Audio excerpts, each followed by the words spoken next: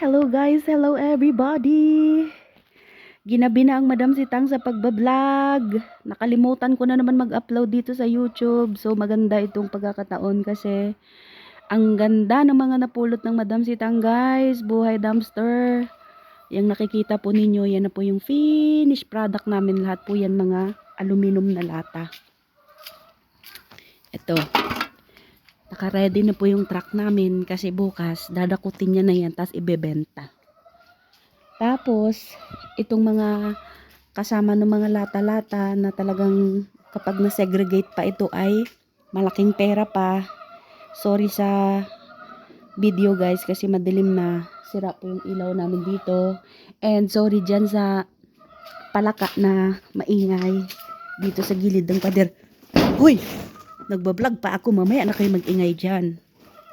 Yan, parang pato sila guys na parang manok din. Palaka pala yan. So, ayan nga guys. Tapos guys, ang vlog ko talaga ngayon na itong binalikan ko yung dalawang laptop na napulot ko at saka isang kamera. Kasi may nanghingi ng kamera sa akin.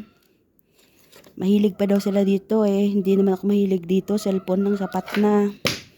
Yan, dadalhin natin sa maliwanag guys. Ito nga guys. Ayan, inantay ko talaga yung umalis ang mga driver para hindi nila makita yung vlog ko. Sabihin nila namulot na naman ako. Ito naman ay ibibigay ko, hindi para sa akin. Ayan. Tingnan nyo guys. Parang sa tingin ko okay pa. Kahapon yung napulot ko naman ay HP. Ang problema nun LCD. Meron pa ring nag-message sa akin na akin na lang Madam Sitang kasi marunong ako mag-ayos ng laptop.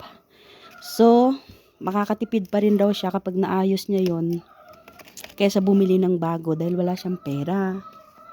Tapos itong isa guys, hindi ko alam kung paano. Ay, paano buksan mo? Nahulog. Ay, nahulog. Itong isa guys, hindi ko alam kung paano buksan. Palibhasa. Wala ito sa bukid nung mga panahon na naghihirap pa ako. Ngayong may pera na ako, wala pa rin akong ganito guys. Kasi cellphone lang talaga yung yan, basta ganyan guys. Parang alam ko yan buksan ka so may hawak akong cellphone. Palusot. Ayan, malamang meron na namang magme-message sa akin na Madam Sitang kahit sira po yan, nagre-repair po ako.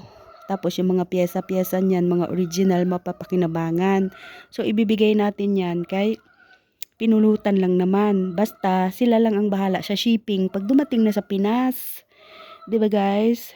Ang pagtulong, wala yan sa malaki, wala yan sa pinulutan. Kung ang tao naman ay bukas ang palad na tatanggap at siya mismo ang nag-offer. Kaya walang problema. Mama chup-chup guys.